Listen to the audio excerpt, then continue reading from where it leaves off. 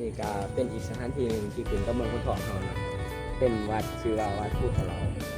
มีพระองค์ใหญ่เนาะข้างหน้าเนาะแล้วก็จะเป็นพระองค์เล็กเรียกพระหลายเนาะหลายๆคนก็สิอาจมีมากประวัติปฏิบัติธรรมเนาะ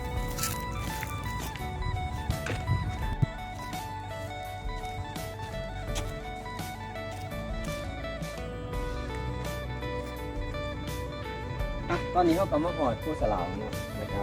แถวนี้ก็เป็นพระเนาะถูกฟังพระเรียนกันเต็มเลยแล้วก็ที่เขาเห็นมันเป็นโบสถ์เนาะเป็นโบสถ์ที่เขาใช้ปฏิบัติธรรมหอดอยู่ที่ผู้สลาวเนี่ยครับส่วนร้ายเนาะแถวนี้ก็จะ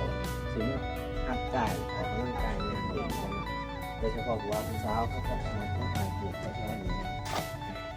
จะได้กับฝากทุกคนเนาะมาเล่นเมืองคนทองเขามีหลายสิ่งหลายอย่างแล้วก็สถานที่ท่องเที่ยวหลาย